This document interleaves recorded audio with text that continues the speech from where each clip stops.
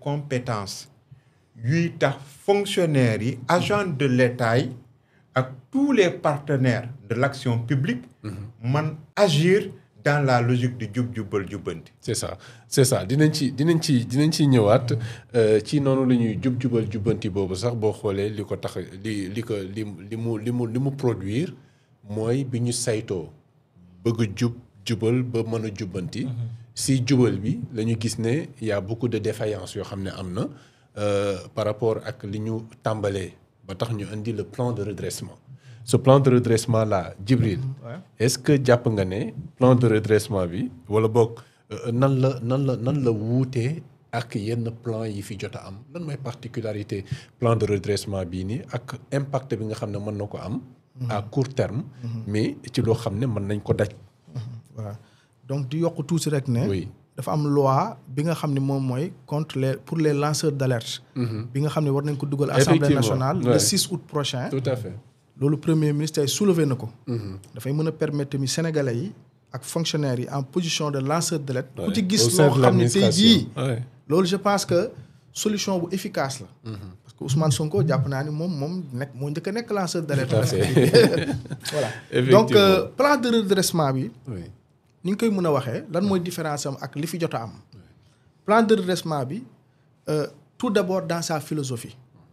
dafa am solo dans sa philosophie d'abord parce que dafa nekk benn plan boo xam ne du plan d'endettement la plupart des plans de redressement yi fi jot a jaar wala plan d'austérité wala ay plan d'austérité wala plan d'ajustement structurel dafa basé wu ci endettement boo xam ni bitim réew la ñuy voilà club de Paris entre autres ay financement externe donc nguur gi moom bu mu yegsee ba tey tout le temps dafay wax endogène capital humain mu ne la endogène développement mu ne la endogène donc tout le temps léegi nag plan de redressement bi dafa toog ci 3 phases.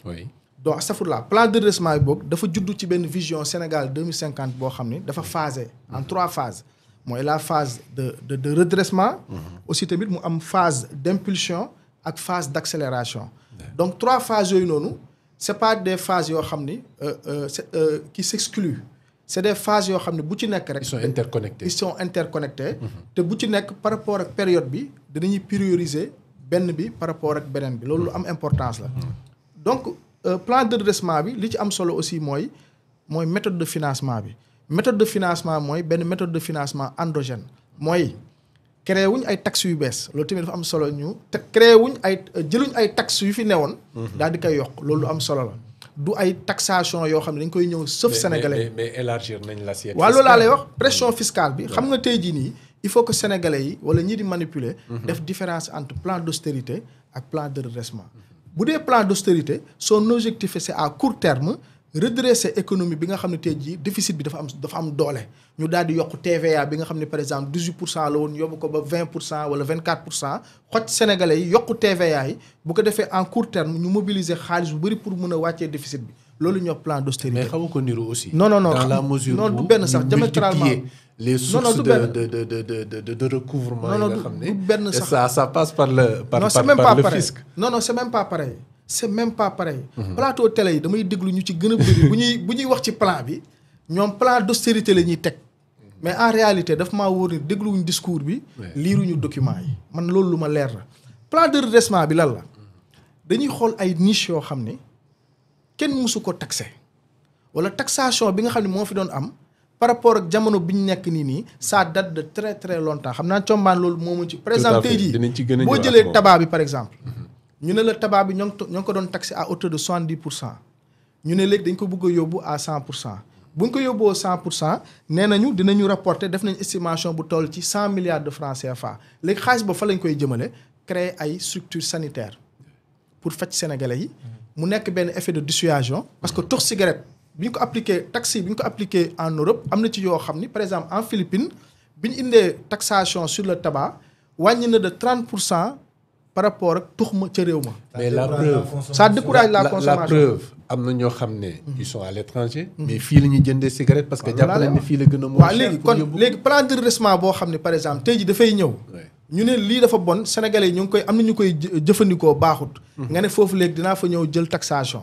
léegi ñu ne la léegi naar bi jeu au hasard. léegi ñu ne la jeu au hasard yi ñu ne la 80% des jeux au hasard c'est des paris en ligne.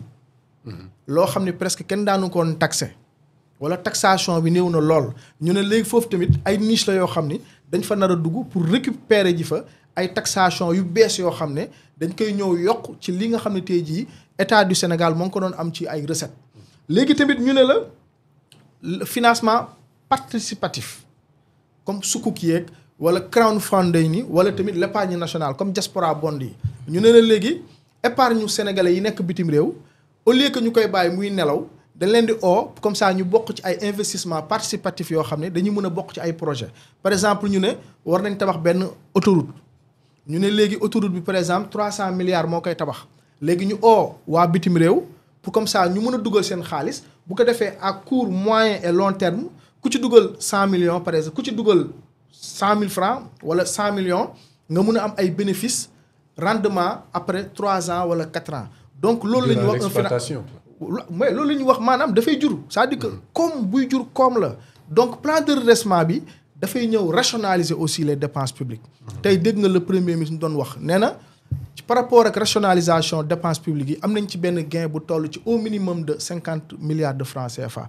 te di wax chiffres yi di premier ministre joxe c'est des chiffres yoo xam ne vraiment minimaliste la maanaam tey jii le premier ministre est très prudent ci côté boobu noonu mooy maanaam bu ko wóoree ne lii 100 milliards la mun a génnee moom day joxe benn 20 milliards yoo xam ne tey jii estimation minimaliste la aussi également aussi tamit mu ñëw ci lu ñuy wax la fiscalité bleue et verte mu ne loolu kat war nañu mën a indil lu toll ci 300 milliards aussi tamit taxation numérique bi voilà ça veut dire quoi taxe xam naa sunu d'accord voilà du ma bëgg a dugg ci terrain am maintenant aussi tamit mu ne taxation numérique bi numérique bi et foofu tamit dafa xaw a am benn confusion bu ndaw parce que ñu bëri ñoo ngi naan dañuy taxer les influenceurs en fait dañuy taxer les créateurs de contenu xam nga influenceur maanaam foofu le premier ministre dafay wax les créateurs de contenu les influenceurs sont naturellement des créateurs de contenu mais ci biir daf ci am ñoo xam ne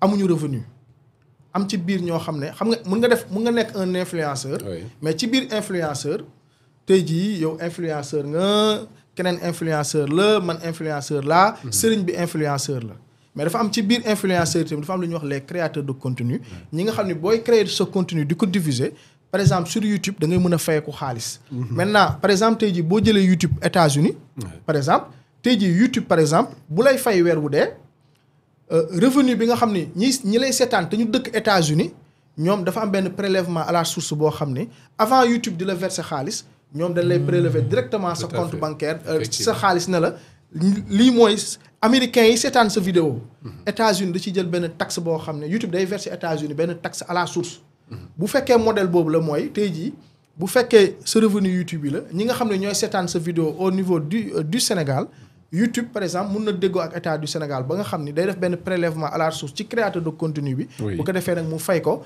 par rapport ak li nga xam ne ñoom la ñu déggoo donc ci plan de redressement bi aussi dafa am benn objectif parce que plan boo gis dafay am objectif parce que tey jii nguur gi lan moo waral plan de redressement bi parce que dañ fi fekk benn situation boo xam ni dafa jéggi dayoo parce que bi ñuy soog a ñëw dañ ne woon suñu dette bi moo ngi toll ci 70 à 74% par rapport ak suñu PIB bu ñu defee audit bi IGE inspection générale ñëw def inspecté audité comptes yi Cour des comptes ñëw certifié ko ñu gis ne en réalité la ñu waxoon ne 74% du PIB jóge nañ fa léegi ñoo ngi ci 119% du PIB ci suñu dette bi mooy maanaam ñun la ñuy am ci koom la ñuy am ci richesse lépp dette bi da koy lekk bu jeexee te bi ñu dem lebaat lu toll ci 19% ci bor pour mën a fayaat sunu dette yi ba pare ñu soog a dem lijjanti li ñuy uti ji ci xaalis donc loolu problématique la donc objectif bi nekk plan de redressement bi sur 3 ans ñu jëlee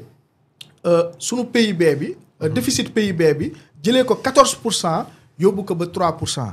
Troisièmement aussi tamit ci plan de redressement bi mu am benn affaire bu am solo boo xam ni parce que le premier ministre il est très prudent bu ne dañuy jëlee 14% déficit bi jëlee ko 14% yóbbu ko ci 3% man dama ne dina ko dépasser dina ko gën a tuuti sax parce que dañuy def lu ñuy wax rebasing.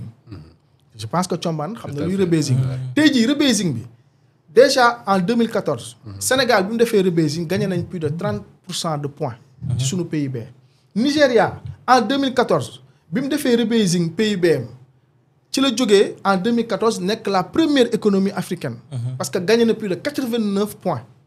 kon tey jii ANSD bu defaatee benn analyse sunu économie bi analyse macroéconomique defaat statistique analyser mbir yi kon ça veut dire que lu mu néew mun nañ gagné 30 à 50 points par rapport ak sunu PIB. C'est ça. parce que le plan de relance ni muy duggee ci niche yi pour taxer yenn niche yu bees yi.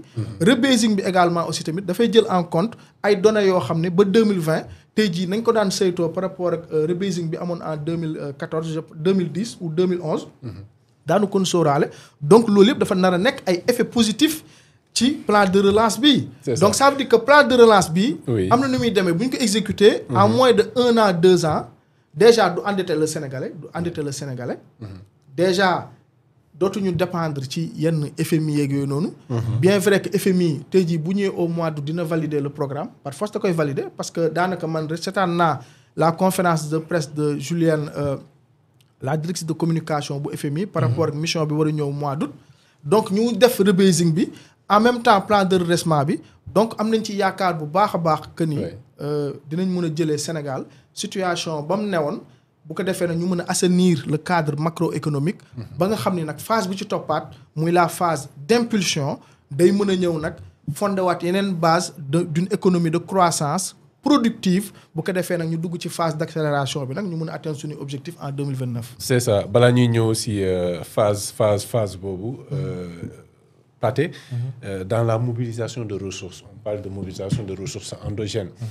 Mais gis nañ également une grande offensive fiscale. Un élargissement de l'assiette fiscale.